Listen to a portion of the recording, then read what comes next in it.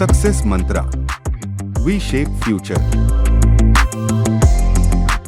Hello everyone, welcome you all in today's The Hindu news analysis. So prior to new details, let's have a sneak peek what is important for us in today's The Hindu. आजकल के the Hindu में एक important aspect चल रहा है collegium. तो it is my recommendation कि एक बार कोलेजियम वाली जो वीडियो है बेसिक स्ट्रक्चर पार्ट 2 के नाम से उसको देख के खत्म कर डालो, ताकि ये डेली डेली का जो आपके लिए हेडेक है इसमें it's not the headache from our side or from my side, क्योंकि वो वीडियो बन के रेडी है. 20 मिनट्स की वीडियो है, 1.5 हफ्ता हो गया है कम से कम उस वीडियो को डले हुए. It is the topic is the basic structure part 2, continuance of the case Ananda Bharati case, जिसमें हम लोगों ने बहुत डिटेल में बात की थी eligibility for the appointment, supreme court, collegium, court of records, सभी चीजों के बारे में बात की है. तो please go for that video और उसको देख के खत्म करो, ताकि जो डेली न्यूज में अपॉइंटमेंट्स हो रहे हैं सुप्रीम कोर्ट्स में वो क्लियर आउट कर सको. ठीक है, आज का जो एक अपॉइंटमेंट हुआ है वो थोड़ा सा कॉन्ट्रोवर्शियल है. कॉन्ट्रोवर्शियल अपॉइंटमेंट नहीं बल्कि कॉन्ट्रोवर्शियल कोलेजियम हो गया, क्योंकि जिस कोलेजियम ने रिकमेंड किया उसे ही नहीं पता था जिसे रिकमेंड कर रहे हैं उसकी हिस्ट्री के बारे में. तो थोड़ा सा एक प्रॉब्लम यहां पर आया. खैर चलिए उसको भी डिटेल में देखेंगे. और इसकी जजमेंट आज आ चुकी है, तो कल के लिए कुछ नहीं छोड़ेंगे इसमें कि हाँ कल जब आएगा जजमेंट तो डिस्कस करेंगे. जजमेंट जब आ चुकी है तो आज ही इसे बात करके विल वाइंड इट अप. ठीक है, सेकंड है हमारे पास Turkey Syria reel under the earthquakes. देखो अर्थक्वेक्स के बारे में बात करेंगे कि ये 7.8 मैग्नीट्यूड का जो अर्थक्वेक आया, और एक क्वेश्चन छोड़ के जाते हैं when will come to this topic ना, तो वो डाउट वहां पे क्लियर होगा कि अर्थक्वेक किस स्केल का मेजर किया जाता है, किस स्केल पे मेजर किया जाता है. Richter scale is an outdated, नया नाम बताना. Third is Rajasthan open prisons. ये काफी मतलब चर्चित टॉपिक है, मतलब पीपल टेंड टू स्किप कि हाँ चलो कोई नहीं, स्टेट का तो पेज है ना, 5वें नंबर स्टेट का पेज वैसे ही चल रहे हैं, कोई दिक्कत नहीं स्टेट का, लेकिन एक आधा बार ये इंपॉर्टेंट हो जाता है, कभी कभी इंटरेस्टिंग बातें कर ली जाती है. ओपन प्रिजन जो है वो आपका टॉपिक है प्रिजन रिफॉर्म के अंदर, और इसमें राजस्थान का एक बड़ा इंपॉर्टेंट एस्पेक्ट है और जस्टिस मदन बी लोकर का, जिन्होंने 2017 के एक जजमेंट में कहा था कि open prisoners on the basis of Rajasthan model सब जगह होना चाहिए, बिकॉज इंडियन कॉन्स्टिट्यूशन या फिर Indian criminal law reformative punishment की बात करता है. We believe in the reformation of the person. ठीक है, फोर्थ टॉपिक है हमारे पास ड्रोन तेजस एयरक्राफ्ट. ये एक बेसिक सा टॉपिक है कि कर्नाटका में मैन्युफैक्चरिंग होगा. एचयूएल के बारे में थोड़ा सा देखेंगे क्या होता है, कब बना, क्या क्या में डील करता है एचयूएल, तो इन सब चीजों को देखेंगे. 65 ग्रेमी अवार्ड्स को एक बार स्किम करेंगे कि एग्जैक्टली क्या है. And the last topic is Andhra guaranteed pension scheme. इसमें बेसिकली डिस्टिंक्शन करने की कोशिश करेंगे old pension scheme and new pension scheme के बीच में, क्योंकि ओल्ड पेंशन स्कीम काफी इंटरेस्टिंग था, न्यू पेंशन स्कीम उससे ज्यादा इंटरेस्टिंग होने वाला है. तो चलिए स्टार्ट करते हैं आज के टॉपिक्स. पहला है सेड की AC to hear plea to annul the lawyers elevation as जज. देखो सबसे पहली बात, इसमें एक कहानी सुनो, ये बड़ी इंटरेस्टिंग कहानी है. कुछ दिन पहले किरण रिजिजू इंडिया के जो लॉ मिनिस्टर हैं, उन्होंने ट्वीट किया कि XYZ नंबर ऑफ जजेस जो हैं, अब XYZ नंबर ऑफ जो लॉयर्स हैं या फिर एडिशनल डिस्ट्रिक्ट जज हैं, उनका अपॉइंटमेंट होगा एज अ जज ऑफ हाई कोर्ट. और प्रोसेस ऑफ अपॉइंटमेंट को हम प्यार से क्या कहते हैं, कोलेजियम. कोलेजियम जो वर्ड डिराइव हुआ था, याद रखना, it is the selection of words. Collegium derive हुआ था सेकेंड जजेस केस में, और कोलेजियम डिफाइन हुआ था थर्ड जजेस केस में. और लेटर ऑन एनजेक की बात की गई, जो supreme court advocates on record association versus union of India में सुप्रीम कोर्ट ने काट दिया, और एनजेक आया था 99th कॉन्स्टिट्यूशनल अमेंडमेंट एक्ट से. ठीक है, ये एक बेसिक इंफॉर्मेशन है जो उस वीडियो में बहुत डिटेल में बात की है हम लोगों ने. अब मेन बात क्या है यहां पर, मेन मुद्दा जो है हमारा वो इस बात पे है कि अभी एक जज साहिबा है जस्टिस विक्टोरिया, अब तो जस्टिस विक्टोरिया बोल सकते हैं, हाईकोर्ट में जज बन गई हैं वो. आज सुबह 10:35 पे उन्होंने ओथ लिया. तो उनका जब अपॉइंटमेंट हुआ तो बहुत सारी बातें हुई.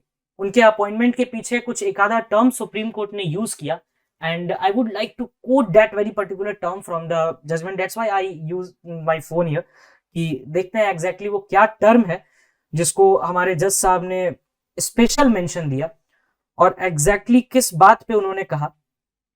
देखिए सबसे पहली बात हुई appointment of justice Victoria in Madras high court.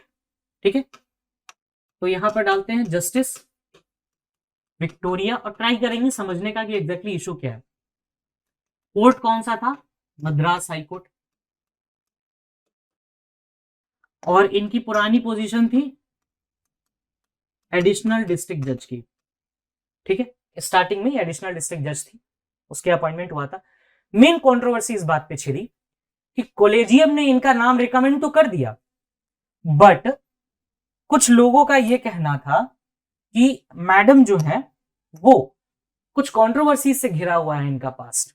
अब इस कंट्रोवर्सी को बार एंड बेंच ने अपने आर्टिकल में बहुत एक्सप्लिसिटली मेंशन किया, top 5 points to know about justice Victoria. ठीक है, इसमें बहुत सारी बातें की गई, तो will not go into that, but हाँ जानने की कोशिश करेंगे एग्जैक्टली क्या कंट्रोवर्सी थी। पहली बात कि ये इनका इन्वॉल्वमेंट बताया गया था कि ये बीजेपी में मतलब बीजेपी पार्टी से कभी ना कभी ये जुड़ी हुई थी, ये चीज बात की गई। और एक और बात की गई इनके बारे में, जस्टिस विक्टोरिया के बारे में, कि सर इन्होंने यूट्यूब पे वीडियो है वो, और इन्होंने इस वीडियो में इंटरव्यू के दौरान कहा था व्हाइट टेरर और ग्रीन टेरर। उन्होंने क्रिश्चियनिटी, इस्लाम और आपका लव जिहाद पे भी इन्होंने बहुत ज्यादा पॉइंट्स मतलब अलग अलग तरीके से बात किया था। तो ये कहना था पिटिशनर्स का कि सर इनका अपॉइंटमेंट सोसाइटी के लिए एक प्रॉब्लम हो सकता है।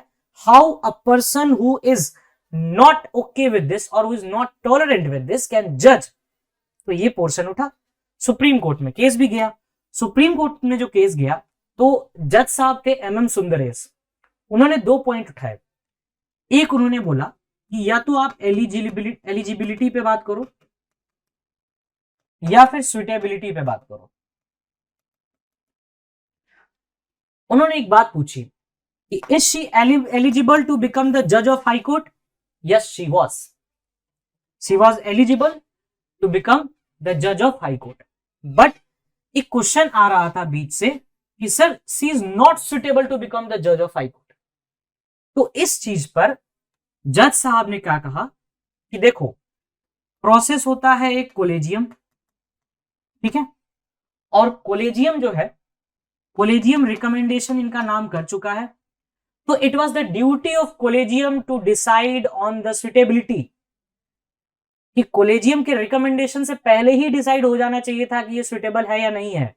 अगर आपको इस पॉइंट पे बात करना है तो आप इस बात पे बात करिए कि वो सुटेबल है या नहीं, इस बात पे नहीं कि वो सॉरी एलिजिबल है या नहीं, इस बात पे नहीं कि वो सुटेबल है कि नहीं। ये एक इंपॉर्टेंट एस्पेक्ट था इस दोनों के बीच में। चलिए आई होप कि कंट्रोवर्सी क्लियर हुई होगी आपके माइंड में। अब क्वेश्चन को थोड़ा सा इसको चीजों को समझना आसान हो जाएगा। तो जज का नाम याद है जस्टिस विक्टोरिया, और बेंच था जस्टिस खन्ना और जस्टिस MM सुंदरेश। अच्छा, ऐसा अपॉइंटमेंट का सवाल इससे पहले भी उठाया गया, सुप्रीम कोर्ट की ही बात है। इससे पहले भी एक बार बात की गई थी कि भाई साहब इस तरह से आप अपॉइंटमेंट नहीं कर सकते, आप कोलेजियम के रिकमेंडेशन के बाद उनके ओथ लेने से पहले ही विड्रॉ कर लिया गया उनका नाम और क्वैश किया गया उनका अपॉइंटमेंट। ऐसा एक बार हो चुका है इंडियन हिस्ट्री में। 1992 में ये वाकया हुआ, केस था Kumar Padam Prasad versus union of India. Gujarat high court में अपॉइंटमेंट होना था, जज साहब थे KN श्रीवास्तव, और इनका अपॉइंटमेंट लेटर ऑन क्वैश किया गया इस पॉइंट पे कि sir he was not eligible, he was ineligible to take the post. ये देखो इसमें सिंपली ये बात लिखी गई, supreme court quash the appointment of one KN Shrivastava as a जज of the Gujarat high court before he took oath. ठीक है, ये इनएलिजिबल का इनका पॉइंट था।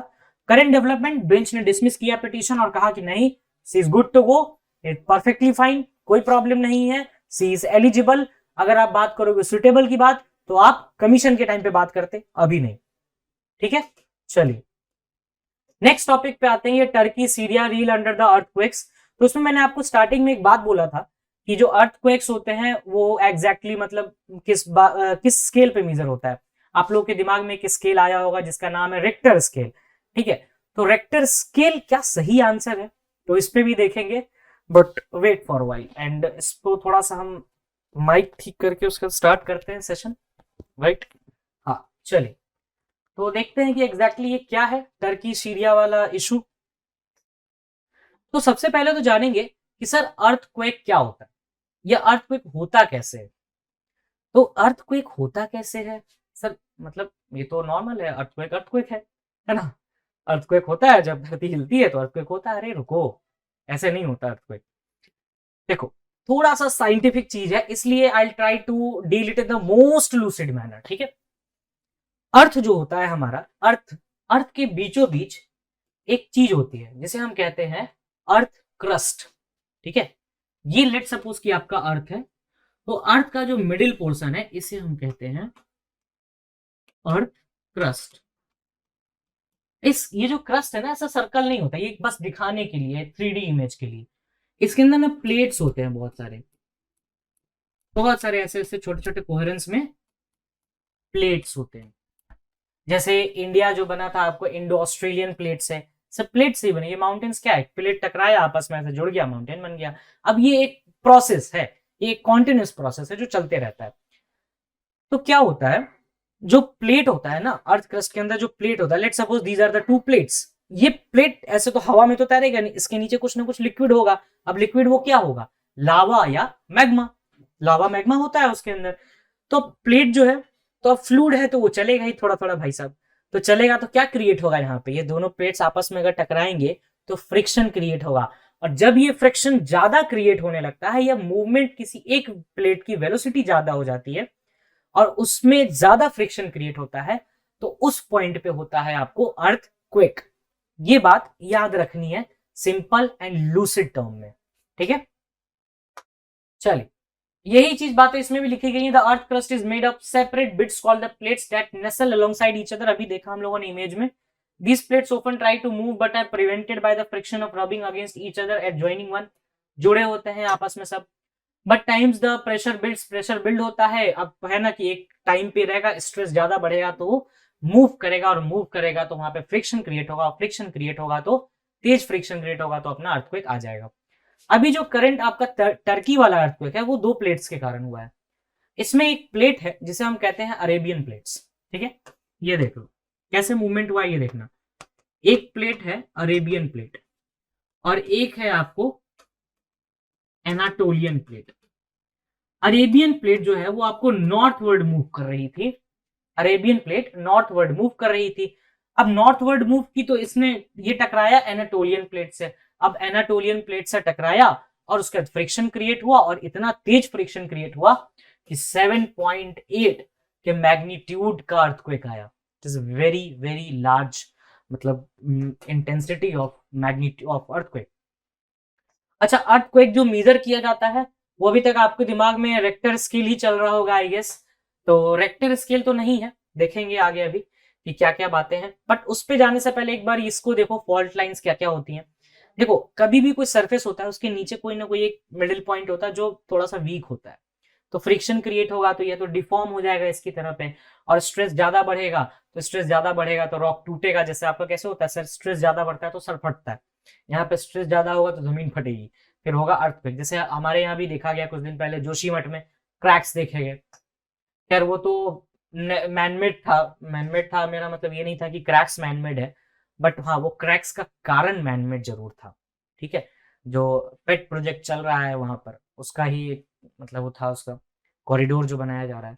चलिए, they are measured on the scale of movement magnitude scale. Richter scale जो है वो पुराना हो चुका है, कंसीडर्ड एज आउटडेटेड। और नया वाला कौन है, मूवमेंट मैग्नीट्यूड स्केल, MW याद रखना ये नाम। चलिए नेक्स्ट देखते हैं। अच्छा, इसमें एक इंटरेस्टिंग बात है, जब इस सेकंड पॉइंट को पूरा पढ़ोगे तो इसमें आपको एक चीज पता लगेगी कि देखो, अगर 2.5 या उससे कम का है तो उतना ज्यादा नहीं होगा, मशीन तो देख लेगी लेकिन आपको फील नहीं होगा उतना ट्रेमर। बट हाँ, यही चीज 5 या 5 से कम, 5 से ज्यादा है, 5 तक है मैक्सिमम समझ लो, 5 तक है तो फिर फील होगा माइनर। और अगर 8 या 8 से ज्यादा है तो फिर हो गया, इट इज अ डिजास्टर। और वही बात आगे भी लिखी हुई है कि 8 causes the catastrophic damage. Intensity नापी जाती है मर्कैली स्केल से, या फिर इंटेंसिटी स्केल बोल लो आप, और इंटेंसिटी का स्केल का रेंज होता है 1 to 12। Now Rajasthan open prisons helping transfer the lives of inmates. Interesting topic है, थोड़ा सा डील करते हुए चलेंगे कि एग्जैक्टली क्या है इस टॉपिक में और क्या क्या बातें हमें करनी है। देखो, ये टॉपिक है आपका प्रिजन रिफॉर्म से रिलेटेड।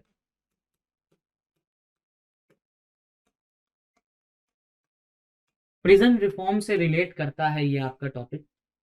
जब भी आप प्रिजन रिफॉर्म की बात करते हो तो 2 आर्टिकल आपके दिमाग में, एक्चुअली 4 आर्टिकल दिमाग में आने चाहिए जो बेसिक फंडामेंटल राइट्स के आर्टिकल है आपके एग्जाम पॉइंट ऑफ व्यू से। एक है आपको आर्टिकल 14। आर्टिकल 14 क्या बोलता है? Right to equality and equal protection of law. लेकिन जब इसका इंटरप्रिटेशन करोगे तो इसमें एक बात आती है, रीजनेबल क्लासिफिकेशन।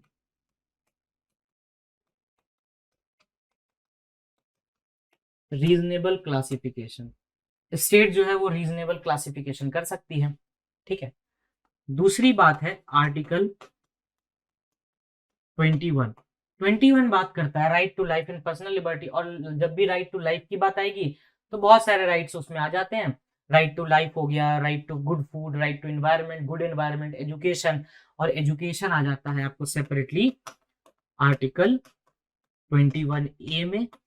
इसका है आपको 86 कॉन्स्टिट्यूशनल अमेंडमेंट एक्ट, ठीक है। 86 कॉन्स्टिट्यूशनल अमेंडमेंट एक्ट है।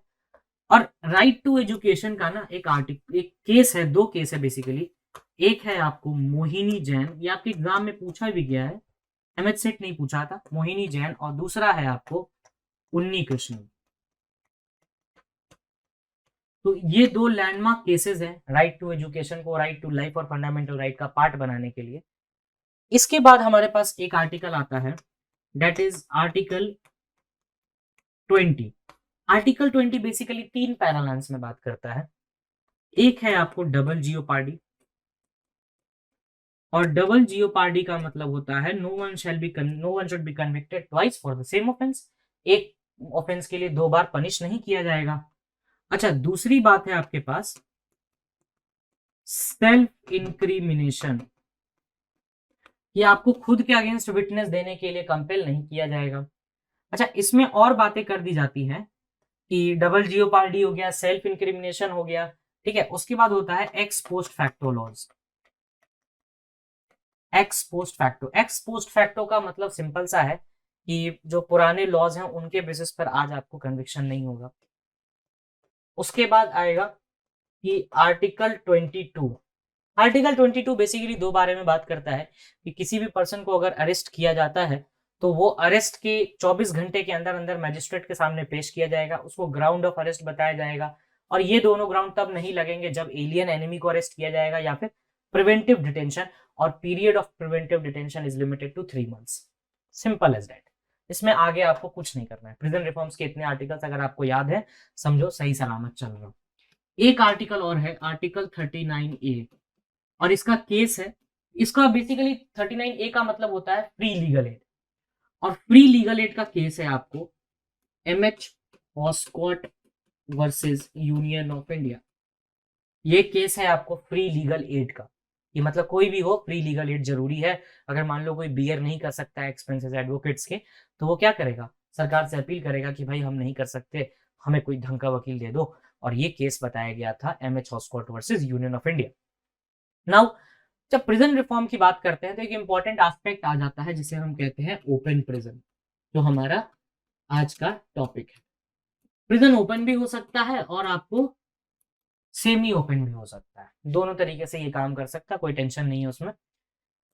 तो ये प्रिजन जो है ना, ओपन प्रिजन, वो बेसिकली मदन बी लोकर ने 2017 में बताया था। जस्टिस मदन बी लोकर, उन्होंने जब एक जजमेंट सुन रहे थे तो उन्होंने एक ऑर्डर पास किया था और कहा था कि जैसा राजस्थान का मॉडल है ना ओपन प्रिजन का, उस तरह का मॉडल लेके आओ, ठीक है, ये अच्छा मॉडल है। और अभी तक 88 ओपन प्रिजन्स है पूरे देश में, और सबसे ज्यादा आपको राजस्थान में है। और ओपन प्रिजन का इनिशियल कॉन्सेप्ट थिरुवैयूर से आया है 1962। वो सारी फैक्ट्स इस पीपीटी में आपको मिल जाएगा। चलिए तो देखते हैं। ओपन प्रिजन राजस्थान में अडॉप्ट किया गया था, और उसके बाद आप देख लो नंबर ऑफ प्रिजन्स, तो 88 ओपन जेल्स हैं टोटल। अच्छा, उसके बाद प्रिजन जो है वो स्टेट का सब्जेक्ट है, तो ये स्टेट की ड्यूटी है कि वो वेलफेयर रखे या मेंटेन रखे इस चीज को। ओपन प्रिजन से रिलेटेड एक कमिटी है, जेल रिफॉर्म कमिटी, 1980 में बनी थी, ठीक है। अब यूनाइटेड स्टेट्स का एक, यूनाइटेड नेशंस का एक कन्वेंशन भी है ओपन प्रिजन से रिलेटेड, जिसे हम कहते हैं मंडेला रूल्स 2015। और इस पे एक बात है एमनेस्टी इंटरनेशनल, ये जो है वो एमनेस्टी इंटरनेशनल से आता है 1955, वो 1955 है। तो एमनेस्टी इंटरनेशनल का ये चीज याद रखना प्लीज, ये काम आ सकता है आपके when it comes to the prison reforms.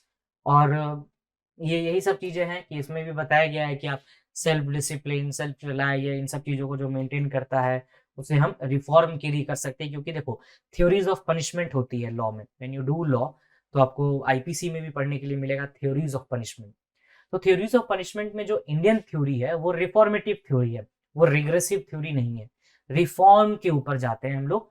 आगे देखते हैं, राजस्थान एक केस स्टडी है। राजस्थान में Rajasthan prisoners open air camp चलता है, रूल्स 1972, जिसके अंदर कहा जाता है कि जो भी आपको पर्सन विद गुड कैरेक्टर है, जिसका ट्रैक रिकॉर्ड अच्छा है, उसको आप ओपन प्रिजन में डाल सकते हो, इट्स कंप्लीटली ओके।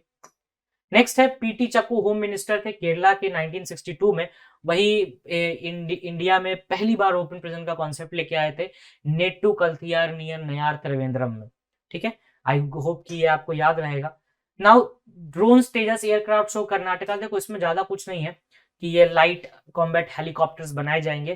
कहाँ बनाए जाएंगे? तो कर्नाटका में बनाए जाएंगे। कौन बना रहा है? तो एचयूएल बना रहा है, और ये इंडिजीनियस है।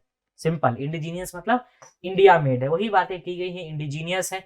लाइट कॉम्बैट हेलीकॉप्टर्स हैं, बना रहा है हिंदुस्तान एरोनॉटिक्स लिमिटेड, जो कि आपको स्टैब्लिश हुआ था 1 अक्टूबर 1964, और इसको ओन करता है गवर्नमेंट ऑफ इंडिया। सिंपल सी बात, कुछ इधर उधर की बातें नहीं। इसका काम क्या है? डिजाइन। अब देखो एचयूएल कंपनी तो क्या करेगा? डिजाइन करेगा, मैन्युफैक्चर करेगा, रिपेयर करेगा, सर्विस देगा और सपोर्ट्स देगा। आगे ये कितने कितने मतलब ऑर्गेनाइजेशंस को अपना हेल्थ सपोर्ट करता है। इसमें एक इंटरेस्टिंग चीज है कि ये मॉरिशियस पुलिस को भी, ये पुलिस फोर्स को भी, ये वेपन्स या फिर इस तरह की चीजें जो होती है, जो उनका एचएएल है, जो उनको नीड है, जैसे हेलीकॉप्टर बनाना है, कुछ और बनाना है, तो ठीक है हम बना के देंगे। ये मॉरिशियस पुलिस फोर्स के लिए भी काम करती है। और एचएएल का हेडक्वार्टर कहाँ है? बेंगलुरु, कर्नाटका में।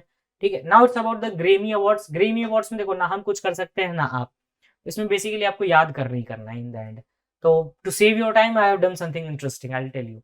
बस ये याद रखना, पॉपक्वीन बायंस जो है वो 32nd प्राइज मिला है इसको, 32nd ग्रेमी मिला है इनको। और 65th annual Grammy award ceremony was a music award ceremony होता है ये, इसलिए म्यूजिक का वो बज भी रहा था, गोल गोल सा होता है, पहले चलता था, वो है।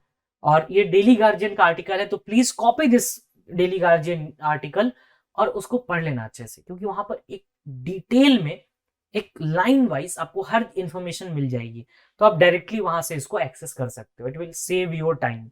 ठीक है, now about the Andhra's guaranteed pension scheme. देखो आंध्र प्रदेश में बेसिकली दो तरह का पेंशन स्कीम की बात है, मतलब एक तो पुराना था और एक नया था, नया है। एक है आपको ओपीएस और एक है आपको एनपीएस। ओपीएस बात करता है जिसे हम कहते हैं ओल्ड पेंशन स्कीम, और एनपीएस है न्यू पेंशन स्कीम। ठीक है, ये दो बातें हैं। ओपीएस जो है वो 1 अप्रैल 2004 से इनएक्टिव है। ठीक है, उसको हटा दिया गया। क्यों सर? ओपीएस में क्या होता था, लास्ट ड्रॉन सैलरी का 50% का बेसिक जो अमाउंट होगा वो आप एक्सेस करोगे। लेट सपोज मैंने 2500 ग्रेड पे कहीं जॉब स्टार्ट की, ठीक है, 2500 ग्रेड पे, अब मेरी रिटायरमेंट पे मेरी सैलरी हो गई 30,000 रुपए। ठीक है, 303, हाँ 30,000 रुपए। अब इस 30,000, ये मेरी बेसिक सैलरी मान लेते हैं 30,000 रुपए, इसका 50% मतलब आधा, मतलब 15,000 मेरी पेंशन होगी। तो ये एक तरह का फिक्स्ड है कि हाँ भाई जो भी लास्ट ड्रॉन सैलरी होगी उसका 50% कर लो, उतनी मिलेगी पेंशन। लेकिन न्यू पेंशन स्कीम में चेंजेस किया कि आफ्टर 1 अप्रैल 2004 इसमें आपको दो बातें की गई। पहला इन्होंने बताया कि देखो ये लास्ट वास्ट ड्रोन छोड़ो, हटाओ, और ये गवर्नमेंट भी छोड़ो। इन्होंने कहा कि गवर्नमेंट, प्राइवेट और आपको जो अनऑर्गेनाइज्ड सेक्टर्स हैं उनके लिए ये है। इन तीनों के लिए कहा, गवर्नमेंट, प्राइवेट और अनऑर्गेनाइज्ड। ये ऐसे पढ़ोगे ना तो स्टेटमेंट वाले क्वेश्चन सही कर पाओगे। सेकंड है, इन्होंने कहा कि एनपीएस में जो है, सेकंड बात है, ये कर्नाटका का चल रहा है पूरा, ये ऑल ओवर इंडिया का मत मान लेना, कर्नाटका की बात है, कर्नाटका पेंशन स्कीम। ये जो है वो आपका है इन्वेस्टमेंट के बेसिस पे। इन्वेस्टमेंट सर कैसे? लेट सपोज कि मेरी सैलरी है 5,000 या फिर जितनी भी बढ़ती है उस हिसाब से, तो इनका ये है कि आप सैलरी का कुछ पैसा जो है इन्वेस्ट करो पेंशन के नाम पे म्यूचुअल फंड टाइप्स, ठीक है। और ये कह रहे हैं कि अगर आप इतना करोगे ना तो जिस टाइम आप रिटायर होगे तो आपको इतना मिल सकता है। लेट सपोज इन्होंने कहा कि मुझे 100,000, 10,000, 1 लाख मिलेगा।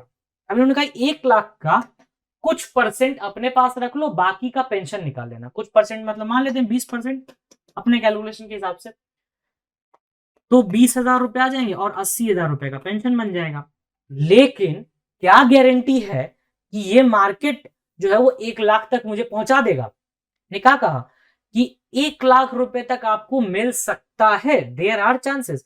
लेकिन अगर कोई अनहोनी हो गई, कोई एक्ट ऑफ गॉड हो गया जिस कारण से मार्केट क्रैश किया या मार्केट में प्रॉब्लम्स आई, तो जो मैंने इन्वेस्टमेंट किया था क्या उसका 1 लाख रुपए आएगा ही? The answer is obviously not. Let suppose कि मैं जमा करते रह गया क्या, और मेरी ये थी कि हाँ चलो 1 लाख तो आएगा, बोला है भाई 1 लाख आ जाएगा, लेकिन ये मार्केट के ऊपर डिपेंड कर रहा है, ये चीज मार्केट के ऊपर डिपेंड कर रही है। अब कोविड जैसा कोई सिचुएशन आ गया, मार्केट नीचे आया और ये पैसा मेरा बन गया, लेट सपोज 60,000 रुपए मार्केट वैल्यू रह गई, 60,000 रुपए मार्केट वैल्यू रह गई, तो अब 40,000 का तो लॉस हुआ ना मुझे यहाँ पे। अब इसका इन्होंने कहा कुछ परसेंट ले लो, 20% ले लेते हैं, तो 12,000 ले लेंगे और 48,000 पे हमारी पेंशन बन जाएगी। तो ये एक तरह से इन्वेस्टमेंट कम पेंशन स्कीम है और it was a fixed pension, कितनी मिलनी है, और ये इन्वेस्टमेंट है और ये 3 लोगों के लिए है और इसमें कोई पर्टिकुलर फिक्स अमाउंट नहीं है और ये मार्केट के ऊपर ज्यादा डिपेंड करता है। आई होप कि ये ज्यादा बेटर तरीके से समझ में आया होगा। कोई भी डाउट है just tell me, I will surely clear your doubts. ये डिफाइंड बेनिफिट स्कीम के अंदर आता है कि आपका पक्का है 1 अप्रैल 2004, सभी इंफॉर्मेशन मैंने आपको बता दी है। न्यू पेंशन स्कीम और पेंशन का is open employ, public, private, even unorganised sector, इसमें डिफेंसेस को हटा दिया है इन्होंने। अच्छा इसमें है देखो, इसका nodal agency pension fund regulatory and development authority है और बेनिफिशियरी इसमें आपको after subscriber can make amount certain percentage of the corpus, कुछ पर्टिकुलर अमाउंट रख लो, बाकी हम पेंशन में दे देंगे, ठीक है। डिफरेंस यही है कि ओपीएस जो है वो कांस्टेंट और गारंटीड है और जो एनपीएस है वो कांस्टेंट नहीं है, but benefit depend upon the market, ठीक है। What not to be missed में हमारे पास 3 टॉपिक है, freedom of speech, ethnic democracy and voice defects. Please इन तीनों टॉपिक्स को पढ़ लेना in the perspective of reasoning. CLAT AILET में ऐसे क्वेश्चंस आते हैं, तो keep building your habit of reading, right. Now this first question from the Parvez Musharraf, जिनकी डेथ हुई है लास्ट संडे ही, तो इनके बारे में है। और करंट यूनियन फाइनेंस सिक्योरिटी, जब we were talking about the economic survey हम लोगों ने उसमें पढ़ा था इसको। All India survey higher education, इस क्वेश्चन को स्मार्टली पढ़ना है, बहुत लंबा क्वेश्चन है, तो स्मार्टली कैसे पढ़ा जा सकता है? अच्छा what does GER stand for, पूरा नहीं पढ़ना है ना, ग्रॉस एनरोलमेंट रेशियो, काम खत्म, राइट। चलिए नेक्स्ट, बस आज के लिए इतना ही। So these are the certain platforms on which you can follow us. Thank you, that's all from my side.